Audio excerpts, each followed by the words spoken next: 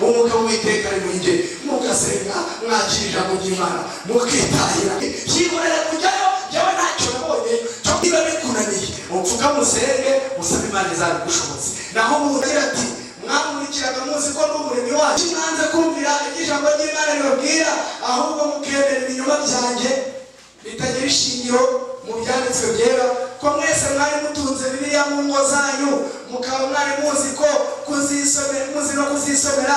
Ninde muri mwe wabonye aho ikiremwa kiruta umuremyi wacyo? Muze dusingize umwami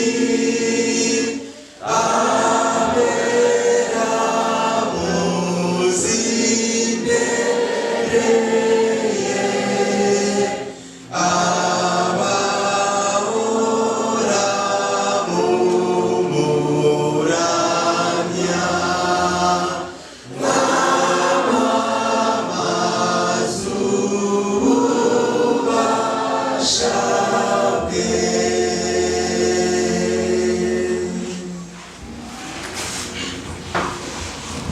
twongeye kugushima data mwiza, izina ryawe habe icyubahiro. Isa nk'ingiyi ubwoko bwawe twongeye guteranira kumva ijambo ryawe. Turagusabye ngo imitima yacu ukomeze kuyitegura, umwanzi ujye uterana aho ubwoko bwawe buri agasahura ibyaribwe, umudutsindire. Abamarayika bawe babane n'iri teraniro, uhereye ku bavuga n'abumva, twese tukugirire umugisha. Rwose data mwiza turagusabye ngo umuhati wacu we kuzaba ubusa, ahubwo ku musozo tuzabona ingororano nziza. Twagusaba byinshi ariko tuzi ko watwumvishe kuko uri umubyeyi wacu, ahubwo uduhe kukwiringira mu izina rya Yesu Kristo umwami wacu, amen.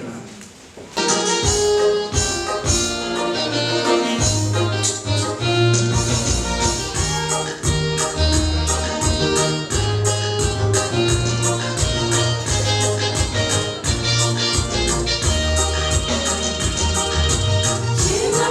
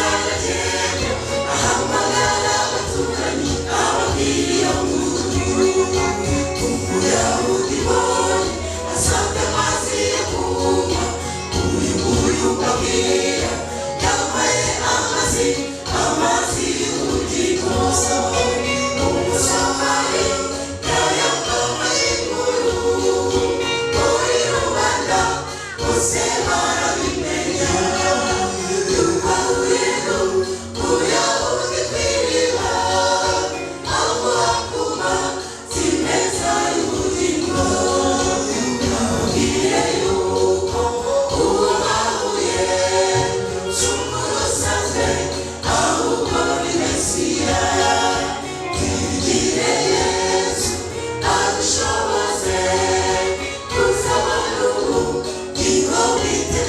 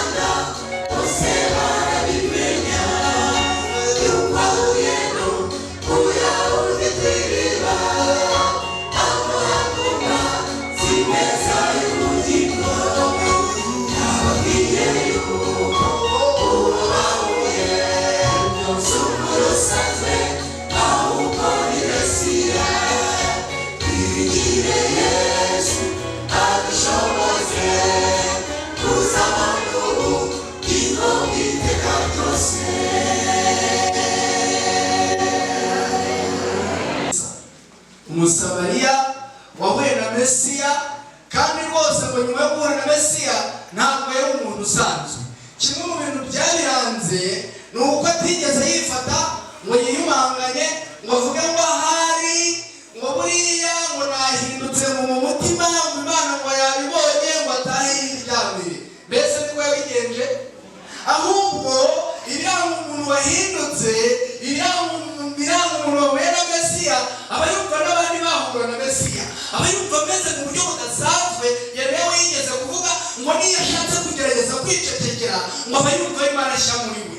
None se nawe ujya wumva uri gushya? Niba wumva nta muntu ufite yo kubwira abandi, ukumva bavuga bwa bugambo na bya bindi na ya mazimwe, birababaje. Ariko iyo uhuye na Kristo, iyo uhuye na Mesiya, uba wumva ufite ishyushyu ryo kubwira abandi. Burya wabwira utuzi ibyigisho turi kwiga, burya wabwira ati Yesu twasomye waramubonye, burya wabwira uti iriya ndirimbo warayumvishe. Iyo Mesiya ukozeho ikintu kibiranga urahinduka, kandi rwose mu ntekerezo, mu mibereho yawe, yewe no mu magambo no mu buryo witwara. Hari umuntu ukunda kuvuga ngo njye ubu mundeba ngo nkunda mu kwicecekera ngo rwose mba niturije, ariko nabuze umuntu uceceka ku bintu byose.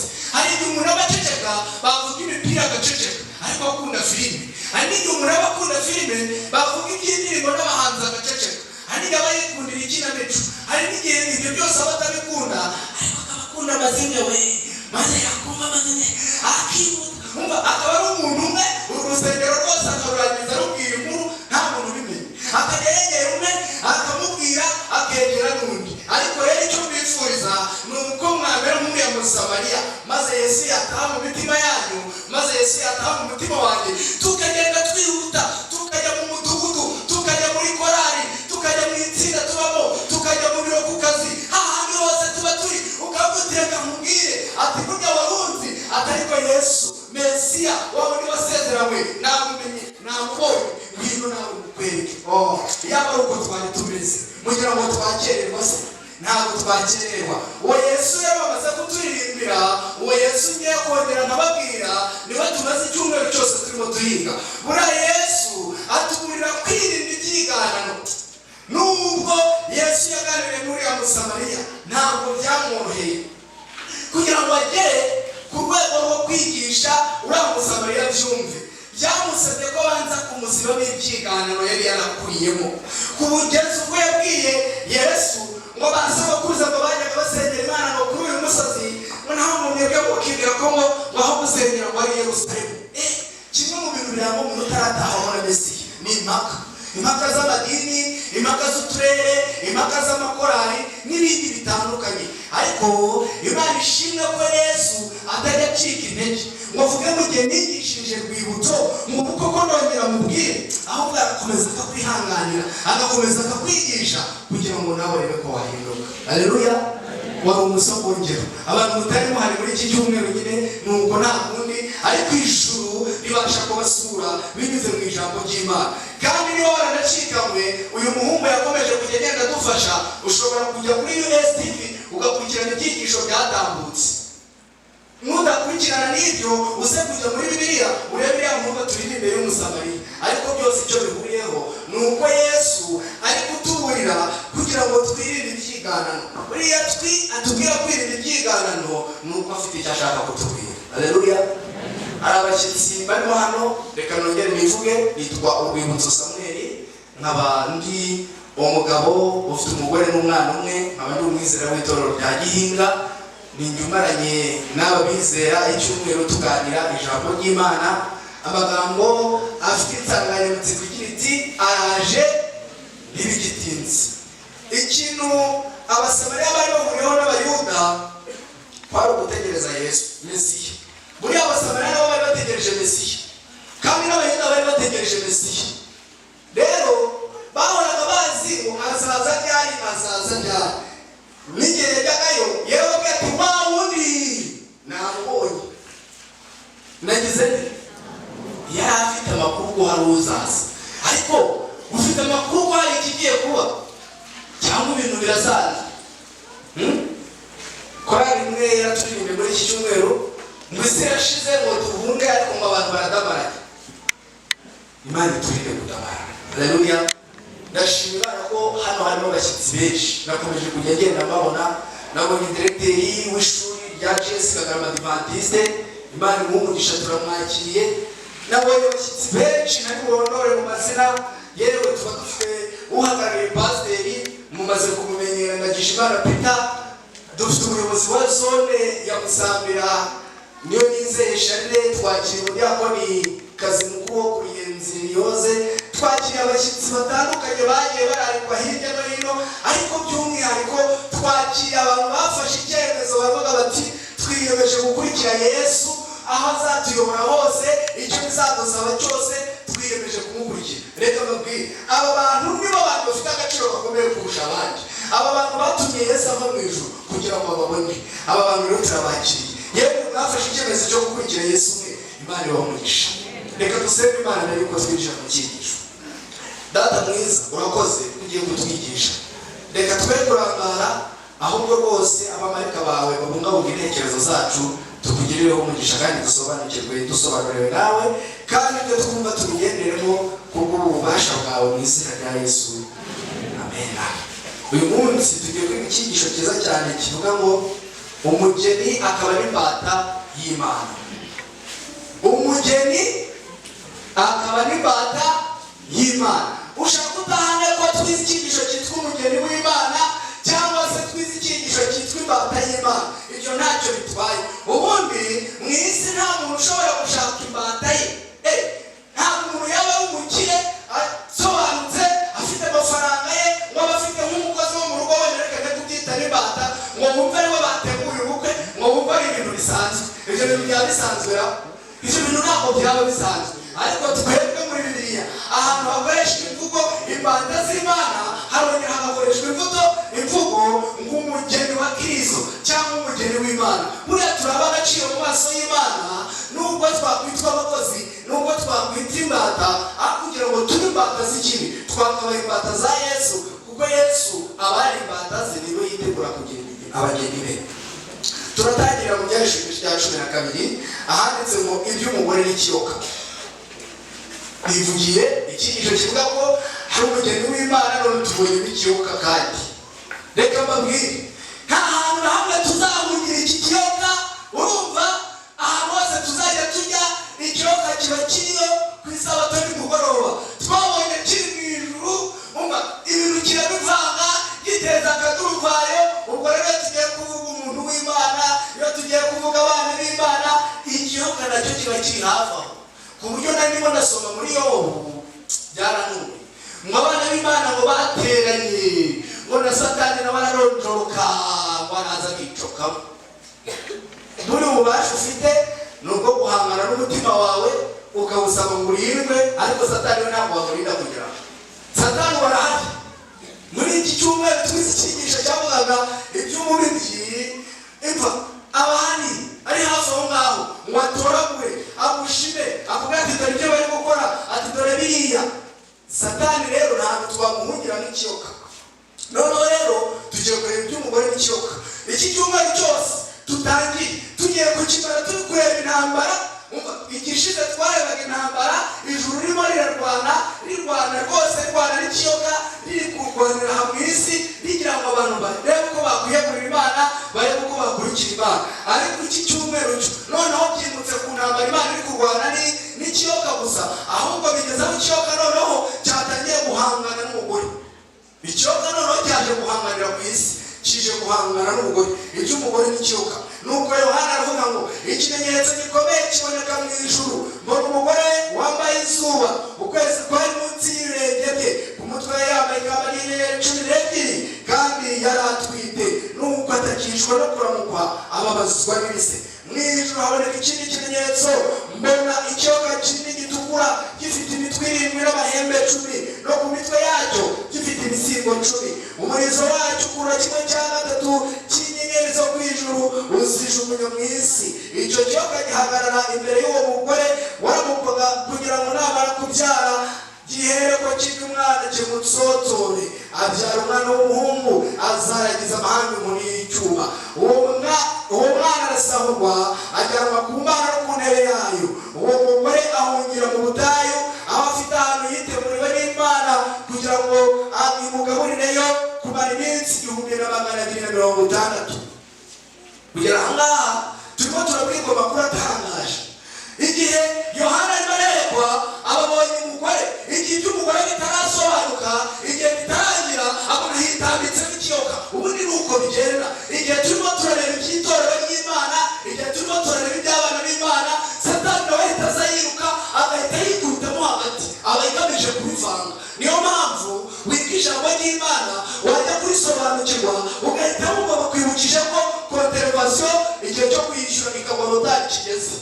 urakomeza ukayiga ugatangira gusoma, wajya gusoma umurinzi wo mu turuturu bagahita bakubwira ko igihe cyo kwishyura inguzanyo ya banki kigeze. Umva, wagera gutya watangira kujya kwiga, wajya kubimenya ukajya kumva barakubwira ngo abanyeshuri bagiye gutaha kandi birivane n'uwayirangije. Nuko bigenda igihe Yohana atangiye kwiyerekerwa iby'umugore, akabona ukuntu umugore ari gutakishwa no kuramukwa, hahise hinjiramo ikiyoka. Iki kiyoka kandi kirakomeye kuko kigaragaye mu ijuru. Hepfo baratubwira ngo nuko mu ijuru habaho intambara, Mikayeli n'abamarayika batabarira kurwanya icyo kiyoka. Ikiyoka kirarwana, cya kimwe cya gatatu cyakuruye, kirwana umukundura, kirwana umuherezo, gishaka gutsinda.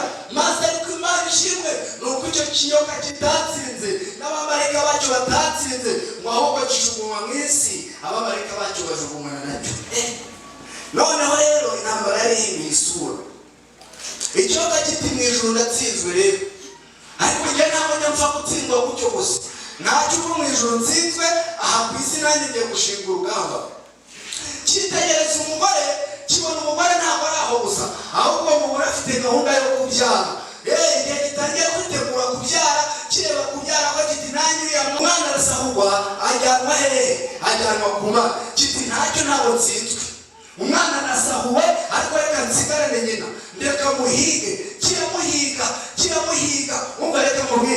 Itorero ry'Imana Satani yararihize guturuka kera. Imana igakora ibishoboka byose ikaririnda, uhereye kuri Aburahamu wahamagawe n'Imana kugira ngo yigishe mu rugo rwe. Burya Imana ijya gutoranya, burya Imana ijya gushyiraho itorero. Mwibuke haranitse ngo Aburahamu namuhishe icyo ngiye gukora, ngo kuko icyatumye mumenya ari ukugira ngo yigishe abo mu rugo rwe n'abazakurikiraho. Burya Imana yari itangiye kwigisha, burya Imana yari ihamagaye itorero izanyuzamo, ariko Satani akomeza kurivangira rwose kugeza bagiye muri Egiputa. Imana ibikuye muri Egiputa, bageze mu butayu barapfa barashira, hasigara babiri. Satani ntabwo yumvisha atsinzwe birangiye. Bagera i Kanani, nyamara babiri nabo bagezeho batuyeyo, baturanye n'abandi bana bari barabakomotseho. Bageraho batangira gusenga ibigirwamana, batangira kwambaza Satani. Imana ikajya ituma amahanga yo hirya no hino ngo aze gosanya Abisirayeli, areba ko hari icyo byabigisha, ariko bikanga ntibibigishe, kugeza igihe umurwa bawurimburiye babajyana i Babuloni.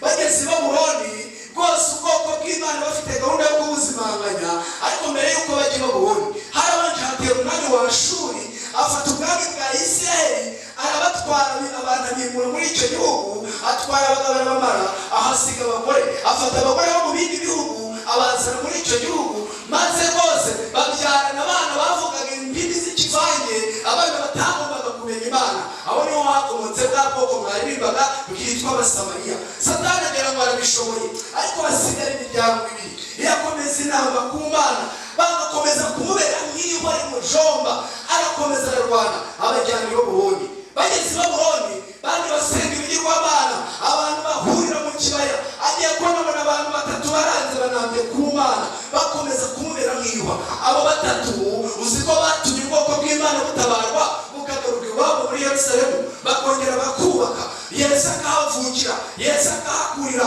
Yesu akahapfira. Barongera bafata gahunda yo kwanga Yesu. Abigishwa 12 noneho babafashe inshingano, bakwira isi yose, bababaza ubutumwa bwiza nk'uko Yesu yarababwiye muri Matayo 28. Barigisha, itorero ry'Imana rirongera rishinga imizi, rirongera rirakomera. Ubwo tuba dutangiye amatorero 7. Mu Byahishwe igice cya 2 n'icya 3 muze kuhasoma, ntabwo ibintu byose nabibigisha, oya, ariko Yesu yabikwigisha uramutse wize Bibiliya. Maze ku musozo amatorero rwose abaho, amatorero arakomera. Satani yinjira muri ayo matorero, arekeraho kuyarwanya. Mu gihe mbere bantu bicaga intumwa, noneho Konstantino waravuga ati nta bintu byo kubica, ahubwo reka tubegere tubahe inyigisho z'ibinyoma. Niyo mpamvu Yesu atumurira kwirinda ibyiganano, maze hashyirwaho ibyiganano we. Maze noneho igihe itorero ry'Imana ryarwanwaga n'abantu bo hanze, ritangira kurwana imbere. Bamwe bakavuga bati twemere ibi, abandi bati murakabya, abandi twemere ibi, abandi bati murakabya. Itorero ry'Imana rihura n'akaga, itorero ry'Imana risubira inyuma, kugeza igihe ryataye umurongo. Iryari itorero ry'Imana rigahinduka Kiliziya Gatolika y'i Roma, rigatakaza umurongo.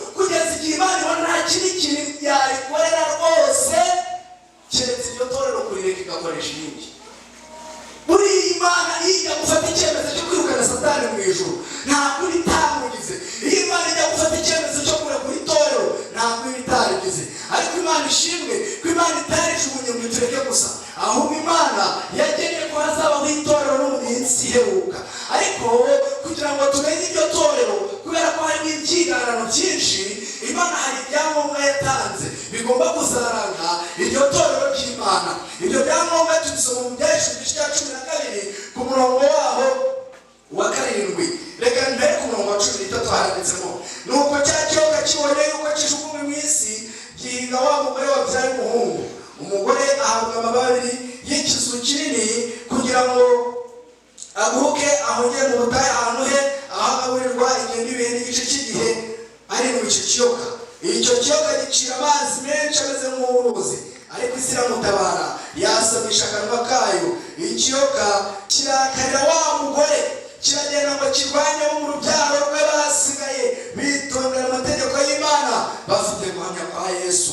Ndagira ngo mubwire ko ikiyoka cyararakaye, ikiyoka gifite umujinya, noneho kimaze kubona ko umwana gicitse gishaka umugore, gishatse kurimbura umugore ngo isi yasamisha ubutaka. Igihe Kiliziya Gatolika y'i Roma yari ikajije umurego irimo irica abantu bose bumvira Imana, nibwo havumbutse Leta Zunze Ubumwe za Amerika, maze abantu b'Imana bahungirayo, babonerayo amahoro, bagira ibyishimo, bagira ibyiringiro, basenga Imana uko babyumva. Ariko ikintu kibabaje, ntabwo urugamba rwari rurangiye, ahubwo kirarakara noneho kurushaho, kiravuga ngo noneho iby'umugore ntacyo, reka ngende kurwanya abo mu rubyaro rwe basigaye.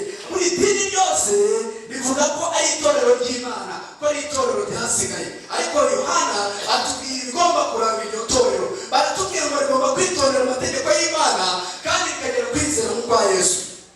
Dore uko Yakobo avuga. Yakobo aravuga ngo amategeko akwiye kumvira ku maramaje rwose. Yakobo aravuga ngo uwitondera amategeko yose agasitara kuri rimwe, burya ngo wecumure yose. Kuko wavuze ngo ntukice, ni nawe wavuze ngo ntugasambane. Nuko nudasambana ariko ukica, uzamucumura amategeko yose.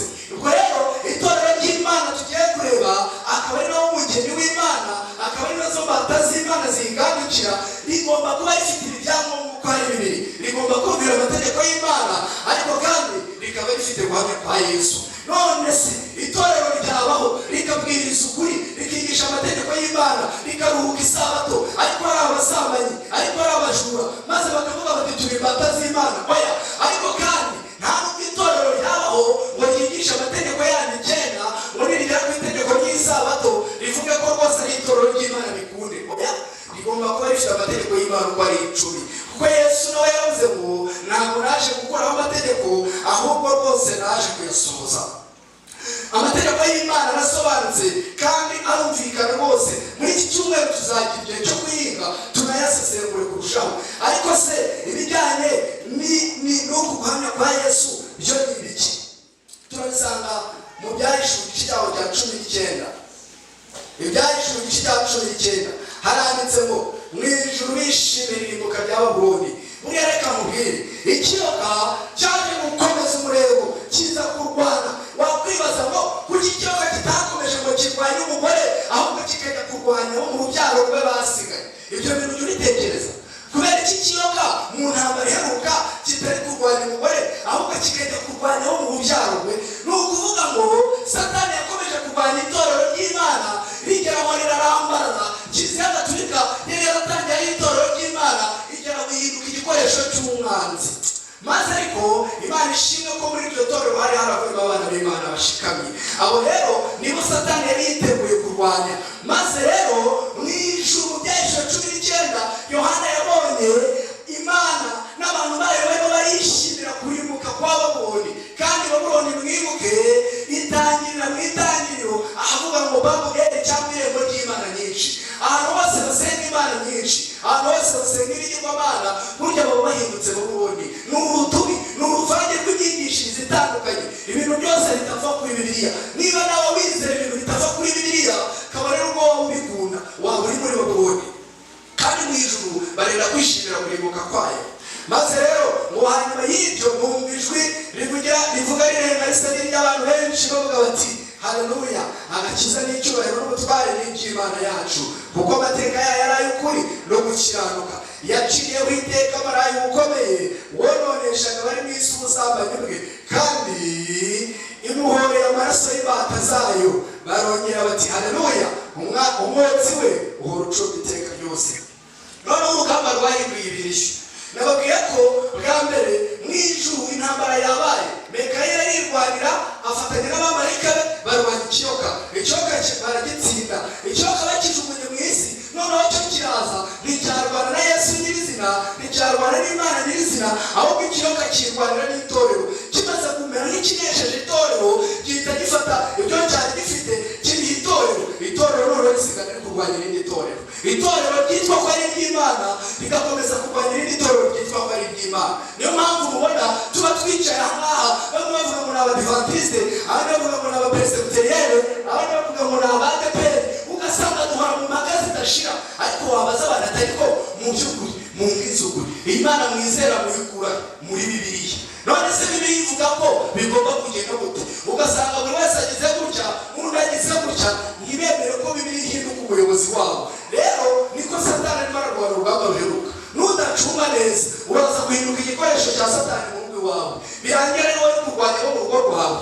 Nudacunga neza biraza kurangira bihindutse igikoresho cyo kurwanya ubuyobozi tuyobora itorero.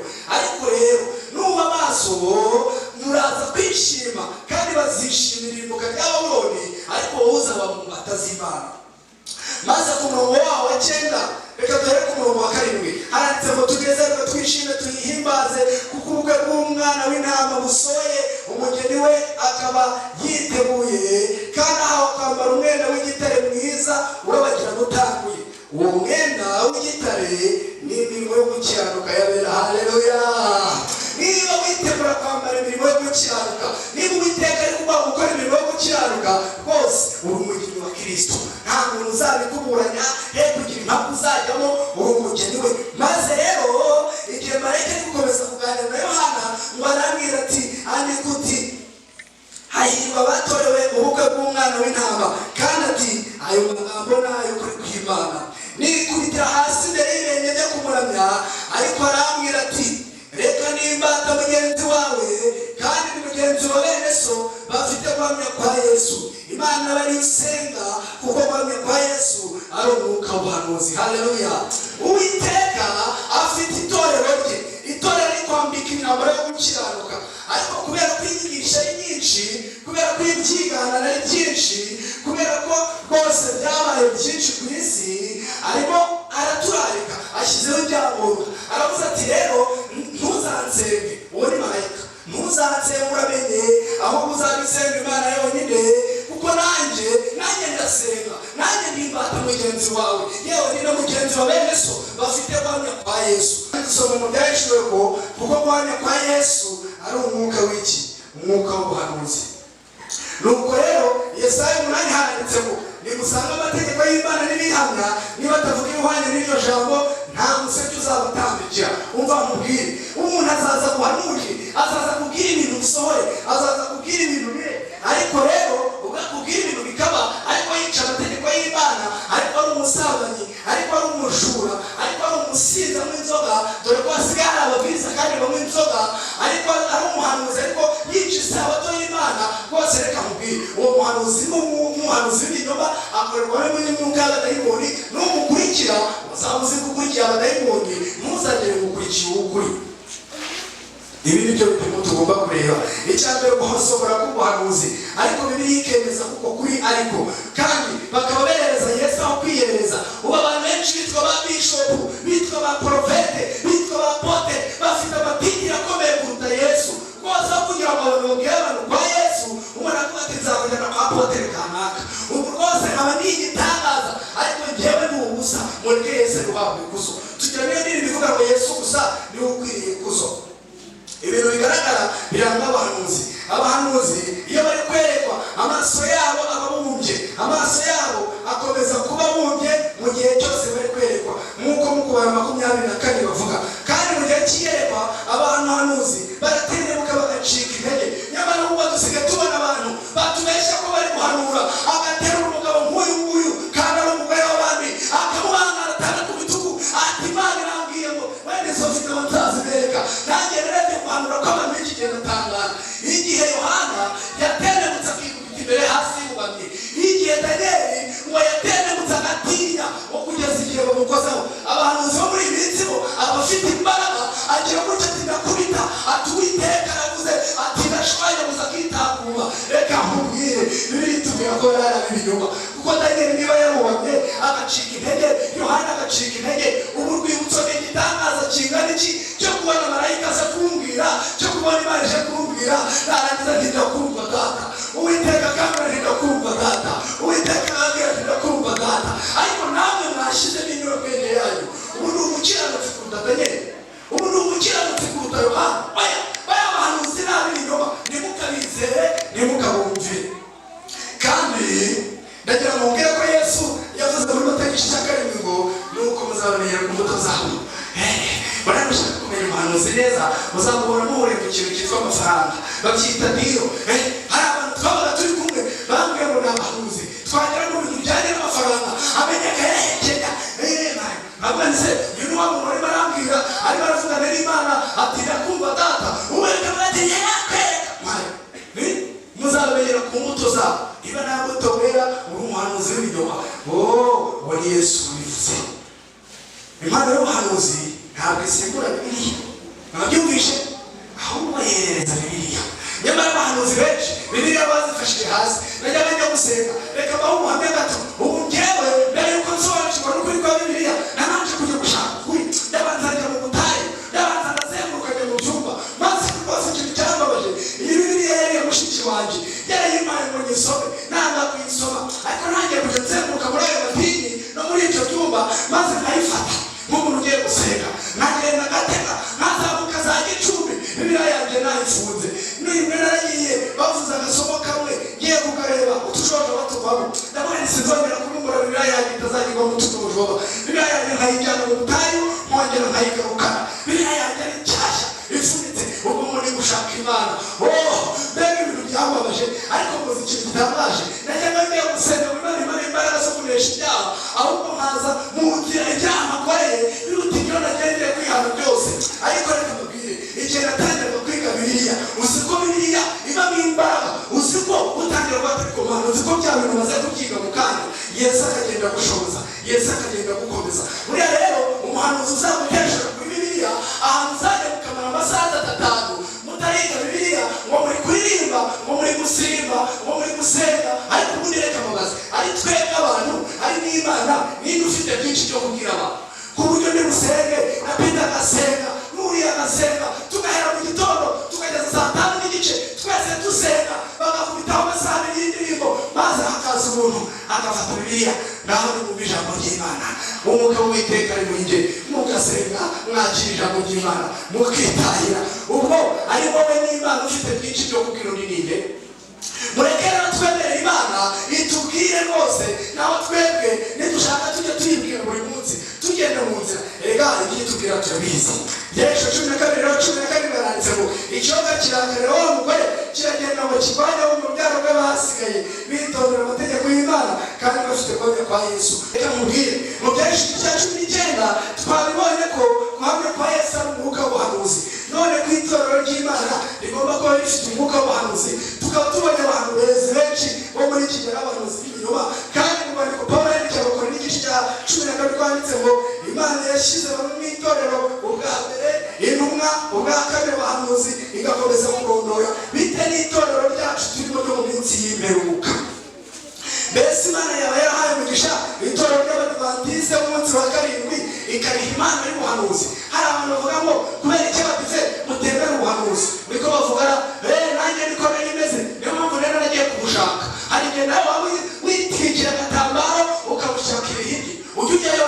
Reka mubwire, byihorere kujyayo, yewe ntacyo nabonye cyokoze. Niba ushaka kubona nyamwanga kumva ntabwo yanze no kubona, ariko icyiza ntuzabanze kujyayo, ahubwo ajya muri Bibiliya, kuko niho narongeye kandi nawe waharongera. Maze natwe itorero Imana yatwitayeho muri iyi minsi y'imperuka. Reka mu Byahishuwe igice cya 10 haranditse ngo ukwiye kongera guhanura iby'amahanga menshi n'indimi nyinshi n'amoko menshi. Imana rero yitaye kuri iryo sezerano, irongera iduha ubuhanuzi. Ubwo buhanuzi Imana yamuhaye umugisha w'Imana Enoch, yahawe amayeko n'inzozi bisaga 2,000, kandi abivuga ku buhanuzi. Yanditse ibitabo bisaga 50 yigishije abantu ibihumbi byinshi bo ku migabane itandukanye y'isi. Nubwo bisa naho yigisha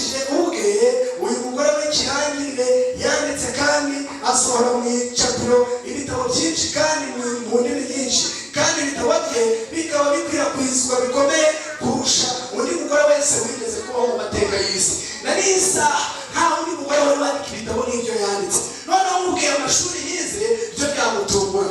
Nawe yize amashuri atatu abanza maze aza gukora impanuka bamutera ibuye iryo we rituma agira umurwayi aza kuva mu ishuri. Ariko Imana ishimwe kwigiye gukoresha umutari w'amashuri cyangwa amafaranga, waba umukire yagukoresha cyangwa umukene yagukoresha. Maze rero uyu mudamu cyangwa uyu mugore Abadivantiste munsi wa karindwi bizera Bibiliya, kandi Bibiliya yonyine ko ariyo soko y'imyizere yose. Inyigisho zose y'itorero ry'Abadivantiste rikomora muri Bibiliya. Niyo mpamvu n'uyu mugore kugira ngo twemere ibitabo bye, kugira ngo tubyizere, twagombye kubipima dukoresheje Bibiliya. Icya mbere twagombye kureba ubuhanuzi bwa Ellen White niba busohora. Uzi ko ubuhanuzi bwa Ellen White yavuze ku bijyanye n'imirire n'iminywere birimo birasohora rwose. Mbese ndabeshye na leta ubu ngubu yarakabejeje. Nahindutse kujya kwa muganga kwivuza, ndebye ibintu bigiye bimanitsemo nsanga hariho bino bintu ibimurebye izi mbuto. Rero turarikiye kurya imirire iboneye, ariko twarayanze ngo turi abasirimu none ni mu ndebe twese turarwaye. Nyamara imirire iboneye yayitubwiye kera cyane. None urajya kwa muganga bakakubwira ngo ugende ujye kurya biriya, siko batubwira. Maze ibyo yavuze ntibiri gusohora. Uzi ko Ellen White yavuze ko itabi ari ribi, mu gihe itabi ryakoreshwaga nk'umuti muri icyo gihe. Muri Amerika barikoresha rwose ari ikintu cyiza, akavuga ko ari ribi abantu ntibabyumve. None ubu ngubu hajya itabi ni ribi, itabi si ribi. Yewe no ku makarito yayo abahanditseho ko itabi ryica. Ariko ikintu kibabaje, muganga arakubwira ngo rero ntuzongere kunywa itabi ni ribi. Akabanza akihengeka ku ruhande, agatumba mu ruhu gakeya, akagaruka akakwandikira imiti. Rero umuhanuzi w'Imana Ellen White ibyo yavuze yarasohoye. Icya kabiri, kuba yavuze ibintu bigasohora ntabwo bihagije ngo tumwemere, ahubwo agomba kuba ahuza na Bibiliya. Intambara ikomeye paji 200 handitsemo muri iki gihe cyacu hariho gutandukira inyigisho n'amategeko byabo, ndetse birakenewe ko abantu bagaruka ku ihame rikomeye ry'Abaprotestanti ariryo Bibiliya. Kandi Bibiliya yonyine iyo ngenderwaho mu kwizera ikaba n'ishingiro ryacu. Ellen White mu nyandiko ze zose ntabwo uzasanga abwira abantu ngo nimuze mwige ibitabo byanjye ubundi biraba bihagije, ahubwo arababwira ngo nimujya kwiga Bibiliya. Ndetse yanditse mu nama zigira itorero aravuga ngo mwarahabye. Niyo mpamvu Imana yakoresheje ubushakashatsi n'ubuhanga bwayo ikoresha inyandiko nyinshi zitomoye, kuko mutigeze mumenya ibyanditswe byera. Uzi ko iyo wari uzi Bibiliya neza wayigaga bihagije utari gukenera inyandiko ze, ariko kubera kutiga Bibiliya neza kandi ntunyemere muyiga neza, maze nanjye sinyiga neza, cyo koze ndi kugerageza ariko ntabwo nyiga neza uko nshaka kwiga siko nyiga. Ubwo rero kubera ko ntayimenya neza, niyo mpamvu Imana yohereje Ellen White kugira ngo ibyo ntanasobanukirwa abinsobanurire kandi nawe abigusobanurire. Kandi yerereje Yesu mu gitabo cyitwa Gospel Workers cyangwa abakozi b'ubutumwa bwiza, handitse ngo mwereze Yesu, yemwe bigisha abantu, nimumwereze mu bibwirizwa, nimumwereze mu ndirimbo no mu masengesho. Burya rero Ellen White ntabwo yisingiza, ahubwo asingiza Yesu. Akomeza avuga ngo nimukibaraga zanyu zose abantu bari mu rushisho, abumiwe ndetse n'inzimizi, nimuyerekeze kuri Yesu. Ellen White yanditse ibitabo byinshi cyane nk'uwifuza ibihe byose, ibitabo by'imigani ya Kristo. Yanditse ibitabo byinshi cyane kandi ibyo bitabo byadufasha kugera kuri Kristo. Ariko icyo yakoze ni ugufata abantu akababwira ati dore aho navomye ni muri Bibiliya, namwe mujye muvome. Ariko kuko mutazi Bibiliya nimwe musoma kugana Yesu. Ahari wenda gukundisha gusoma biratuma ukunda gusoma. Niyo mpamvu uri gusoma kugana Yesu usanga yaranditsemo amasomo abagira ngo usome, maze nibikuryohera ujye no muri Bibiliya ubisome. Uwo ni umuje w'Imana, kandi byagaragazaga imbuto za Mwuka. Muri abo yabanye nabo bamutangira mu buhamya ko yabanye n'Imana kandi ko yari umuntu w'Imana. Buri mwaka abarwayi bataha basaga 13 basura ibitaro 485, amavuriro n'ibigo nderabuzima, ndetse n'indege n'amato yifashishwa mu buvuzi bikoreshwa n'itorero. Kandi ibyo bintu umuje w'Imana Ellen White yarabyanditse. Ariko ikintu kibabaje kandi giteye agahinda ni uko Abadivantiste benshi bageze ku rwego rwo kuba batakemera umwuka w'ubuhanuzi. Arakubwira ngo ariko mu bindi bw'ibyo bitabo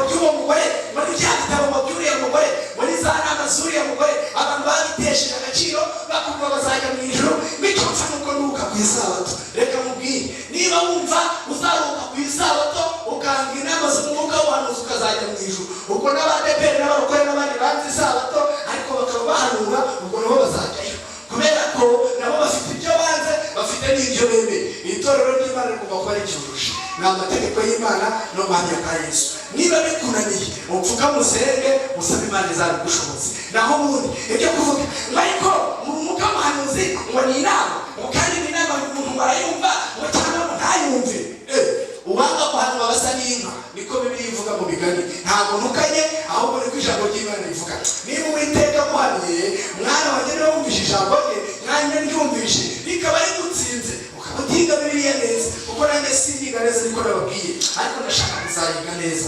Ukaba utarize umwuka w'ubuhanuzi, utanawemeraga Yesu akaba akuraritse, Yesu yiteguye kukubabarira. Ntabwo ari ugutobaye wakubwira ngo kari kose waruriye, ahubwo yiteguye kukwakira, agutegeye ibiganza, ateze amaboko, arashaka kukuyobora. Mbere y'uko nsoza, hari abantu mugira ngo musomere ushobora kuzumva mu matwi yawe niba wanze kumvira ukuri. Satani ashaka ko urugi rw'imbabazi rumara gukingwa, aribwo azabwerabweresha abantu bose bemeye kumuyoboka, azabamwariza kumugaragara agira ati mwamurikiraga muzi ko ndi umuremyi wanyu, mwamurikiraga muzi ko ndi umuremyi wanyu. Azakomeza kandi ati kuki mwanze kumvira ijambo ry'Imana ribabwira, ahubwo mukemera ibinyoma byanjye bitagira ishingiro mu byanditswe byera, ko mwese mwari mutunze Bibiliya mu ngo zanyu, mukaba mwari muzi ko kuzisomera, muzi no kuzisomera. Ninde muri mwe wabonye aho ikiremwa kiruta umuremyi wacyo? Ko njye ndi ikiremwa, kuki mwanze kumvira umuremyi wanyu, ahubwo mukumvira ikiremwa nkamwe?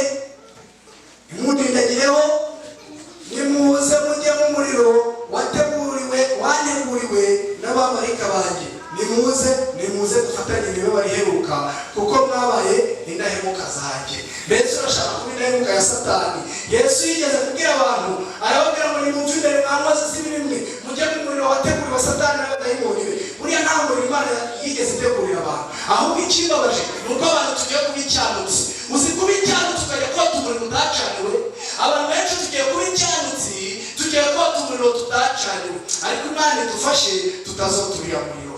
Satani wategereje ko urugi rw'imbabazi rukingwa, ngo maze dore mwubaka agasozi tukariho turi mu mavuna, abantu bakaba bahungiye mu bintu bitandukanye, ariko igihe imbabazi zaba zirangiye azajya kubwira ati ariko rwibutso ubwo urimo urakora icyo utajya mu mavuna, maze niyo handi wari uzi hakabereye amavuna usanga ntayahari. Uzi ko handitse muri Bibiliya yewe ngo abantu bazajagajara bave ku nyanja imwe bajya ku yindi, ngo bashaka kumva ijambo ry'Imana, ariko ngo bazaribona. None sugira ngo basaba bajarajara ariko bajaragaza. Satani agahita akangura abantu mu ntambara ikomeye. Baranditse ngo igihugu gitwikiriye Satani yadushizeho namenye ko imbabazi zirangiye, ngo azagikuraho, ngo turebe ukuntu ibintu byatugujije ubugingo, ngo byari ibintu by'amafuti, ngo byari ibintu by'ubusa. Kuki wakwemera kubuza ubusa? Imana iduhaye amahirwe. Ushobora no gusanga aya mavuna aranyuma witabiriye ahangaha, ntabwo mbizi, wenda wapfa cyangwa wenda byagenda n'ukundi. Hari n'ahandi twagiye duhagarara tukabwira abantu tuti wasanga aya mavuna aranyuma ahangaha, akenshi siko byagiye bigenda. Amahirwe ni yawe n'uyu munsi. Imana iguhaye amahirwe ukitanga, ubutanze abagabo, ubugaragaje ko ubishaka, ijuru ryose riza kugutabara na Satani aramwara. Ariko iyo wiyicariye abamarayika bajya kugufasha, ariko ntimugatwara abantu ku ngufu. Igihe rwibutso yaberekeye ko atabashaka, ubundi mumushaka wiki. Ukwiye nawe gutsindishiriza Imana ukavuga uti ngewe Satani ntabwo mushaka, nubwo wankoresheje ibibi byinshi, ariko ntabwo nagumana nawe, maze ijuru rikabona uko rigutabara. Imana ibamugisha. Uyu munsi nibwo Yesu amukeneye kurusha ikindi gihe. Uyu munsi ni wo wawe.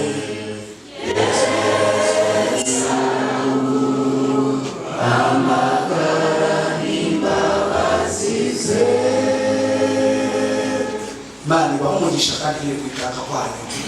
Abantu basigaye mu iteraniro bakavuga ati natwe twafashe icyemezo, ariko ntabwo ndi buhaguruke ngo nzane imbere.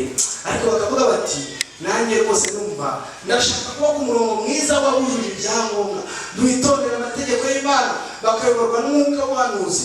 Rwose uhaguruke ku birenge byawe maze dusengane. Ndasaba umukuru w'itorero Ndagijimana Peter kugira ngo batambuke asabe umugisha aba bantu bemeye kwitanga bihindurira Imana.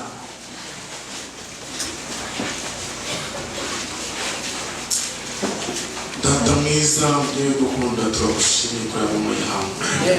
Tugushimiye ijambo ryawe rivugiwe munsi y'iki gisenge, izina ryawe rihabwa icyubahiro. Imitima yacu iratsindwa imbere yawe. Tubonye ko hari henshi tutagenze gushaka, ubona ko hari byinshi tutahaye agaciro kandi byaba bigakwiriye. Ni ukuri twemeye gutsindwa, turakwinginze ngo tubabarirwe nawe.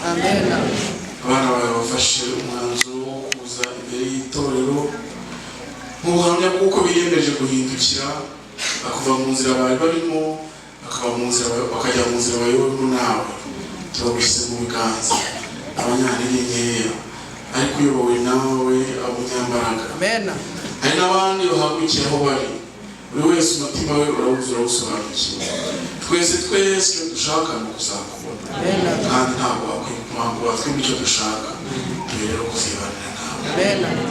Saba umugisha buri wese witanze imbere yawe, turinde gusubira inyuma ahubwo twambike imbaraga zawe. Saba umugisha umwigisha umaze icyumweru ugiye no gukomeza mu kindi, umaze kumwambika imbaraga kandi mwami mwiza, imbuto zizava muri aya mavuna zizaba mwami Imana amakamba ku buyobozi bw'itorero ndetse no ku buyobozi bwatanze amahirwe yo kugira ngo tubashe gukora aya mavuna. Mwami Imana no kumwigisha uzaba waritanze, turakwinginze kugira ngo ukomeze kutubera byose, ukomeze guhumuriza imitima yacu. Kandi Mwami Imana tukwiye kuba nk'aba bandi bagendanye na Yesu ubwo yari amaze kuzuka, bakagenda bavuga ukuntu Mwami Imana yagiriwe nawe, maze bamaze guhura nawe imitima yabo ikagubwa neza. Ariko ubwo bari bamaze gutandukana bakongera bagasubira uko bari bari. Turinde gusubira uko twari turi, ariko tugendane nawe by'iteka ryose. Ukomeze kuyobora izi gahunda ndetse n'izindi ziri bukurikireho, tugusabye mu izina rya Yesu.